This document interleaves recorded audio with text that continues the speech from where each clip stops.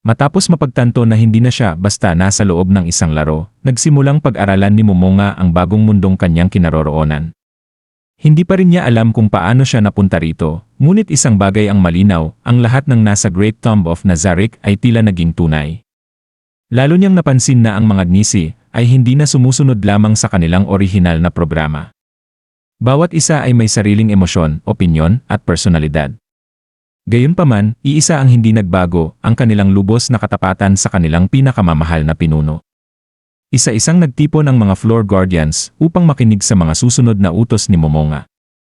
Sa kanilang paningin, siya ang pinakamataas na nilalang sa buong mundo. Ang bawat salita niya ay itinuturing nilang batas, at walang sinuman ang magtatangkang questionin ang kanyang desisyon.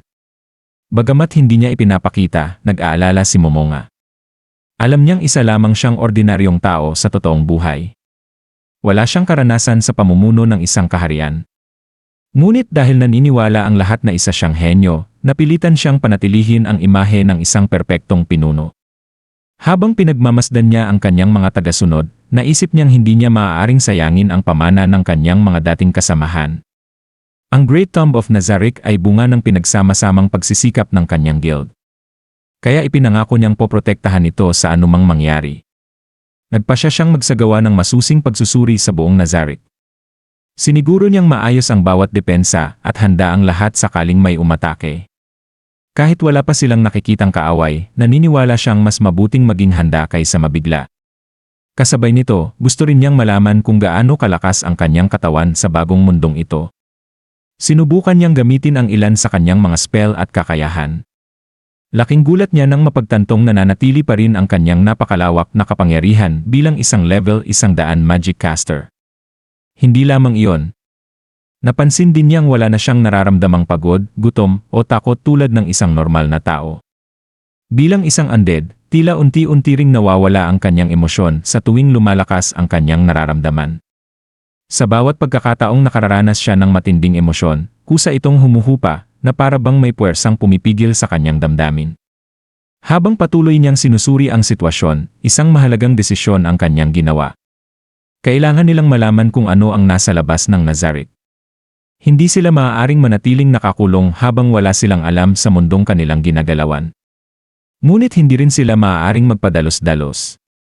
Hindi nila alam kung may mga nilalang na mas makapangyarihan kaysa sa kanila, o kung may iba pang manlalaro ng Yggdrasil na napunta rin sa mundong ito. Dahil dito, inatasan niya ang ilan sa kanyang mga pinagkakatiwalaang tagapaglingkod na mangalap ng impormasyon. Bawat detalye tungkol sa bagong mundong ito ay maaaring maging susi sa kanilang kaligtasan. Habang abala ang lahat sa paghahanda, lalo namang tumitindi ang paghanga ni Albedo kay Momonga. Para sa kanya, walang ibang nilalang ang maihahambing sa kanyang pinuno. Ang bawat kilos at desisyon nito ay tila perpekto sa kanyang paningin. Unti-unti ring napansin ni Momonga na ang mga damdamin ng mga Gnisi ay tunay na. Hindi na sila simpleng mga karakter sa isang laro. Isa na silang mga nilalang na may sariling buhay, pangarap, at walang hanggang katapatan sa Nazarick. Handa na ngayong simulan ni Momonga ang susunod na yugto ng kanyang paglalakbay. Ang pangunahing layunin niya ay tuklasin ang misteryo ng bagong mundong ito, hanapin kung may iba pa bang dating manlalaro ng Yggdrasil, at tiyaking mananatiling ligtas ang kanyang mga nasasakupan. Ngunit habang lumalawak ang kanyang impluensya, lalo ring bumibigat ang responsibilidad na kanyang pasan. Sa mundong ito, ang bawat hakbang ng isang overlord ay maaaring magbago sa kapalaran ng buong kaharian.